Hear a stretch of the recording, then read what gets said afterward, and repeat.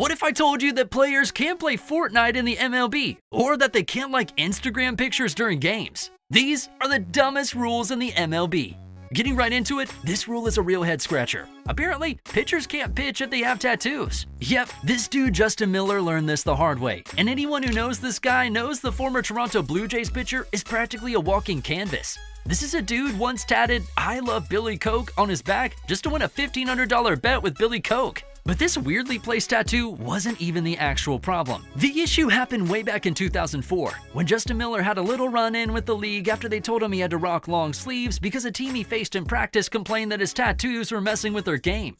Now that just sounds petty as hell, but it stood. And from then on, it was long sleeves for Justin for the rest of his MLB career. And oh, this one is a 2-in-1 Dumbo combo because there's a very similar rule that states that pitchers can't wear not only tattoos, but actually anything on their arms that might distract batters. This means that if a rival team complains that a pitcher's tattoos are too eye-catching, an umpire can make them wear long sleeves.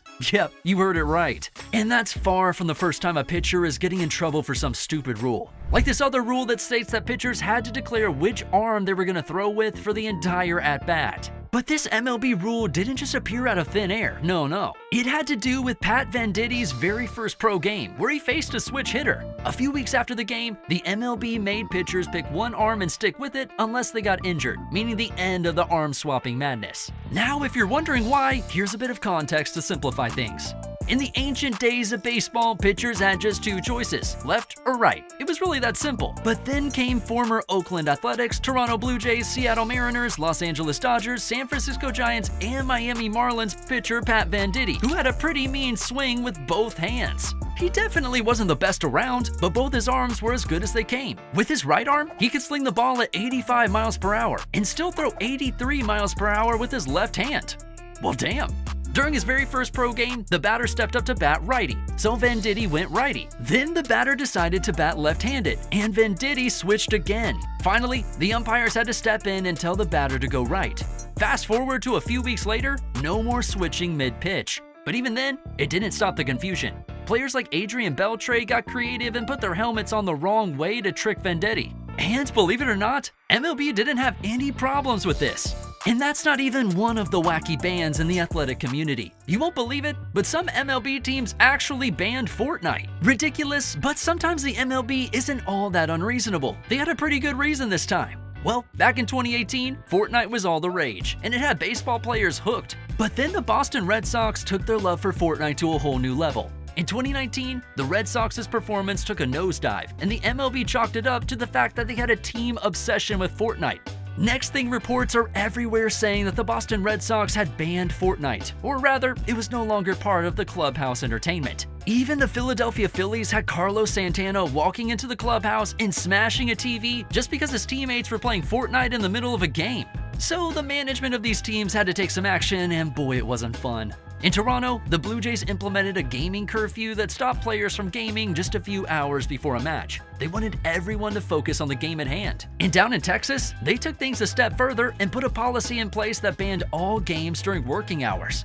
But just how bad did the Fortnite frenzy get for the Boston Red Sox? They went all out, installing TVs inside their lockers so they could play in the clubhouse. The team even brought Fortnite dancers onto the field and had an official visit to Microsoft to play the game in a pro setup. And it gets even worse. Pitcher David Price confessed that the team often stayed up until 2 a.m. playing Fortnite during road trips. At first, it was all fun and games, but later that year, Price had to take time off due to carpal tunnel syndrome. Some folks suspected Fortnite might be to blame, but Price denied it. In the end, the Red Sox put a ban on Fortnite. But that's still not as crazy as when MLB created a policy that banned players from dressing up as women. Now, everyone knows about hazing in the sports world. It's not such a great tradition, but hey, it happens. Teams would swipe rookies' clothes, sometimes wrecking them in the process, and then make the newcomers wear kids' clothes, ridiculous outfits, and most notably, women's attire.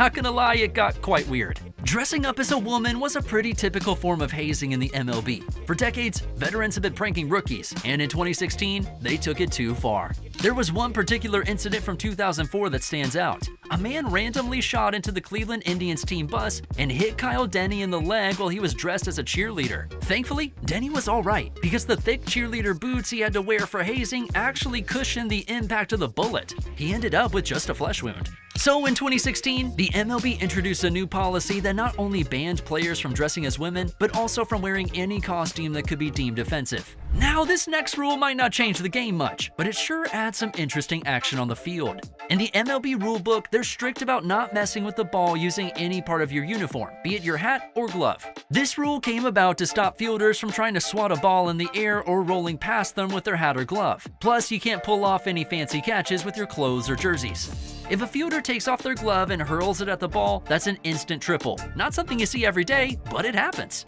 Back in July 2013, in a game between the LA Dodgers and the Colorado Rockies, in the 6th inning, the Rockies had DJ LeMahieu on first base and the score was tied. Then, things got interesting.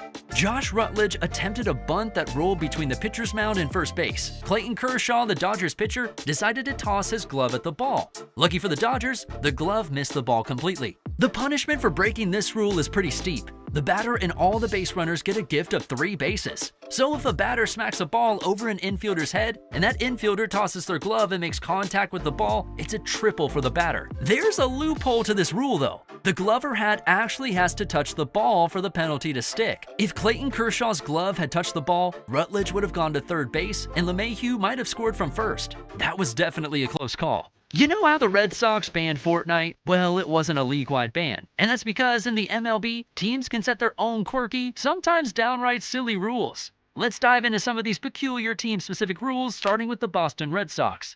They have this rather strange rule where you're not allowed to like pictures of women on Instagram during games. Yep, that's right. Just take a look at Pablo Sandoval, who learned this the hard way when Jarek Carabas ratted him out for double-tapping a woman's pic on Instagram while he was taking a bathroom break in the middle of the game. Now, the MLB bans phones on the field and in the dugout, but there's no specific rule against using them in the clubhouse. Still, Pablo got suspended for that, like crazy stuff. Oh, let's not forget the time Ozzie Guillen had a little showdown with the White Sox. He completely lost his cool when a questionable call came up during a game against the Yankees. After a solid minute of giving the umpires a piece of his mind, he got ejected. So, what did he do next? He stormed into the clubhouse and started venting about the umpire on Twitter, all while the game was still happening. But here's the twist. The White Sox have a no tweeting during games policy, so the White Sox slapped him with a 2-game suspension.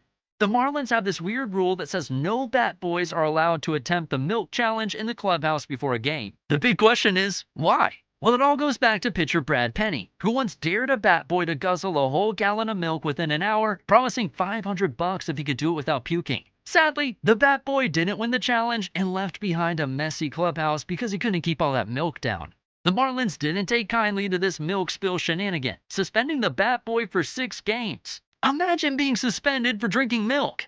Sure, the MLB has dumb rules, but sometimes you can't blame them.